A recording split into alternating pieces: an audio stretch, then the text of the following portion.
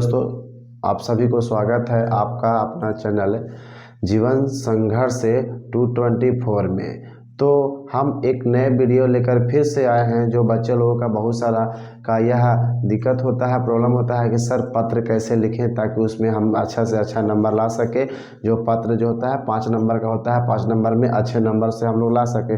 तो बहुत से बच्चे को मांगने के बाद जो है हमने लेकर आया है आज पत्र लेखन का। तो आइए हम सब समझते हैं कि पत्र लेखन का लिखने का तरीका क्या होता है, ताकि लिखने का क्या टेक्निक होता है, जिससे जो परीक्षार्थी होता है, जो एग्ज़ाम चेक करता है, जो कॉपी चेक करता है, और वह हमारा कैसे कॉपी चेक करे और ताकि उसमें हमारा नंबर भी ना कटे, और कैसे हम कॉपी लिखें जिससे हमारा एप्लीकेशन में यानी कि पत्र लेखन में भी नंबर अच्छा खासा मिल जाए। तो कुछ ऐसे बात को ध्यान रखना है जो हमेशा ज़िंदगी में गलती नहीं करना है, ठीक है। तो गलती नहीं करना है, तो आइए हम उस बात को समझते हैं। क्या बात है भाई, दिनांक में पत्र लेखन तो हम लोग सब जानते हैं, पत्र लेखन सभी को आता है लिखने के लिए। मैं ये भली भांति जानता हूँ कि सबको आता है लिखने के लिए, लेकिन लिखने का तरीका होता है।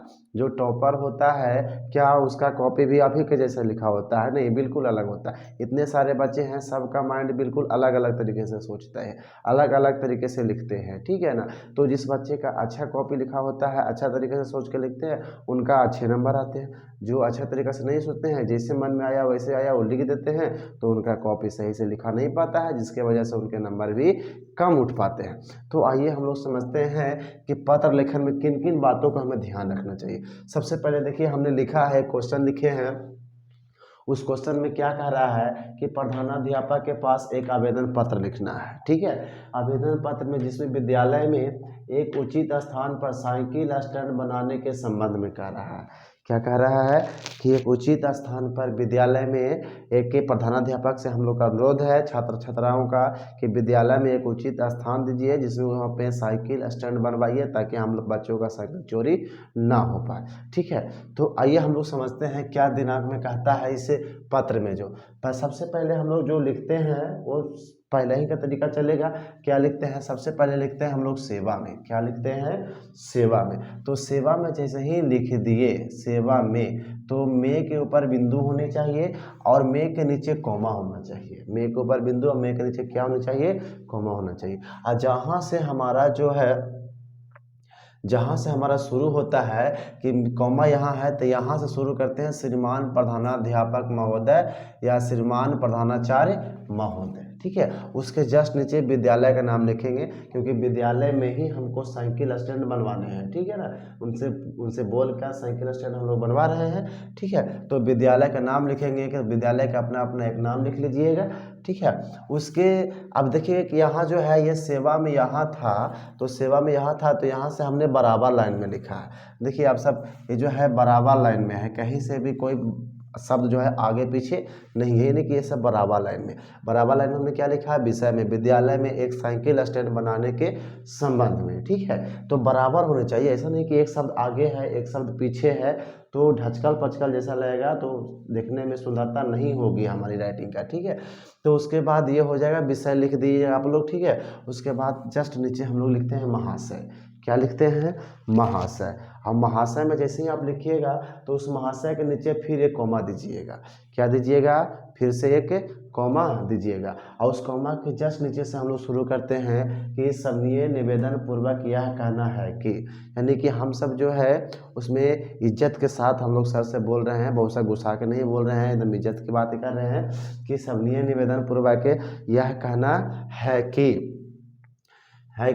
विद्यालय में आने वाले कुछ ऐसे भी छात्र छात्राएं हैं जो दूर से साइकिल चलाकर विद्यालय में आते हैं। आप सब जानते होंगे कि कुछ बच्चे ऐसे भी हैं जिनका जो है विद्यालय जाते हैं तो कुछ दूर से साइकिल से चला के आते हैं, तो उनको ठंडे हो गर्मी हो बरसात में काफ़ी कठिनाई झेलने पड़ते हैं, उनके साइकिल भी ख़राब हो जाती है। तो बहुत तरह के जो है कठिनाइयाँ स्टूडेंट को, विद्यार्थी को जीवन में आते रहते हैं।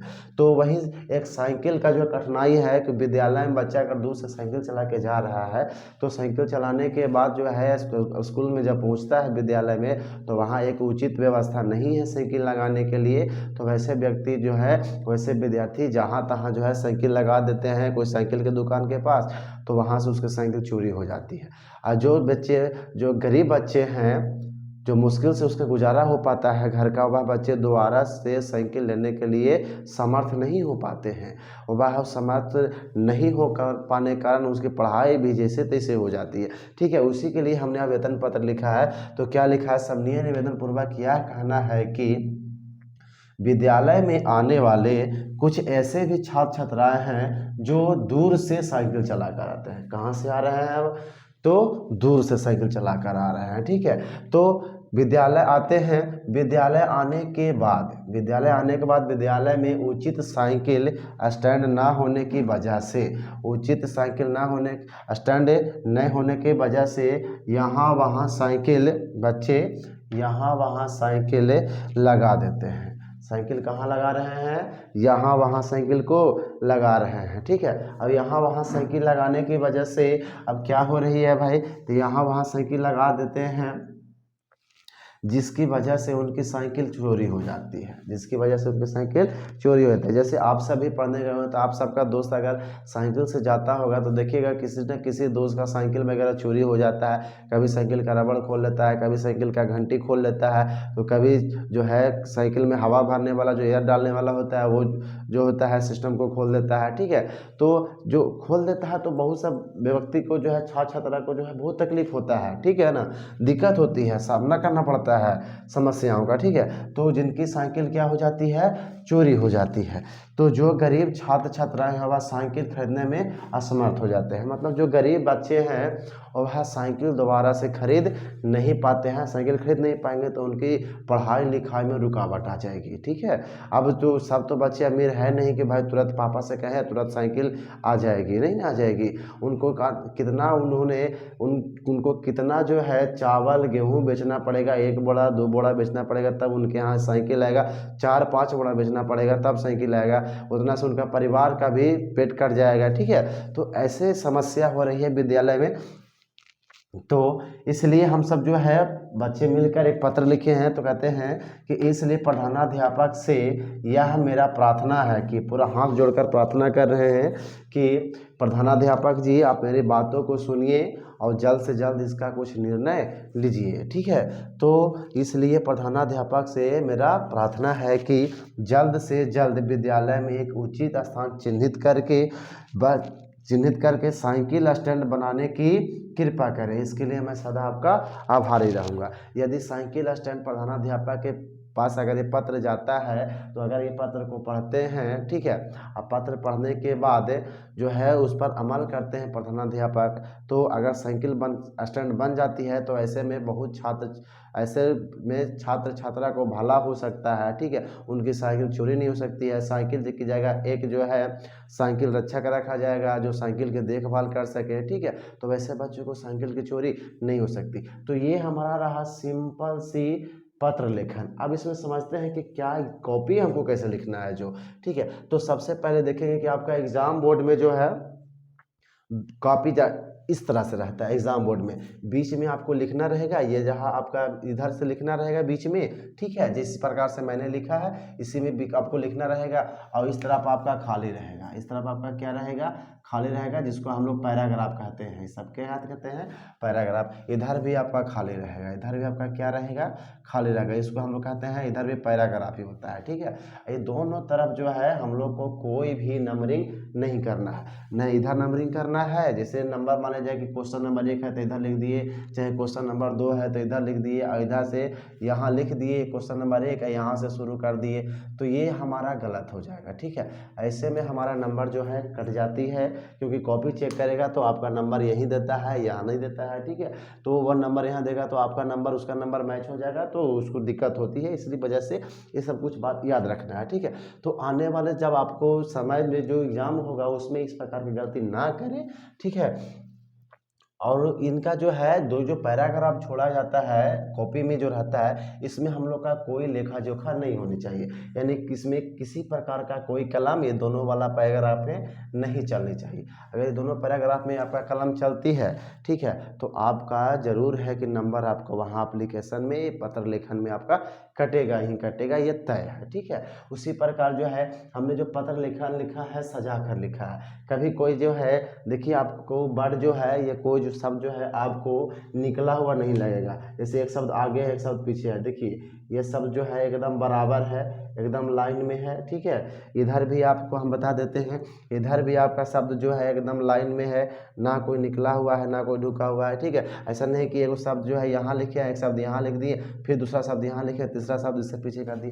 तो ऐसे जब आप लोग लिखिएगा तो एक शब्द आगे हो जाएगा एक शब्द पीछे होगा, तो एग्जामिनर को जो है कॉपी शोभनीय नहीं लगेगा। कॉपी को पूरा सजा कर लिखिए, थोड़ा सा टाइम देता है, ठीक है ना, तो कॉपी को अच्छे से लिखिए, खूब राइटिंग बना कर लिखिए, ठीक है ना। जिस प्रकार आप मूर्तिकार को देखते हैं, मूर्ति बना देता है तो क्या सिर्फ मूर्ति बनाने से उसमें जान आ जाती है, सुंदरता आ जाती है, मन को आकर्षित लगता है? नहीं ना, उसको पेंट करते हैं, उसमें विभिन्न प्रकार के जो है अलंकृत करते हैं उसको, तब उनके में जो है सुंदरता आती है, ठीक है। उसी प्रकार पत्र लेखन में भी हम लोग जो है पत्र ऐसा लिखें कि ना कोई शब्द आगे लगे ना पीछे लगे, एकदम जो है सटीक लगे कि हाँ भाई पत्र लिखने वाला भी दिमाग लगा के लिखा है, तो नंबर देने वाला भी अच्छी तरह से दे देगा, ठीक है। अब तो हमें विश्वास है कि यह बात आपको अच्छी तरह से समझ में आई होगी।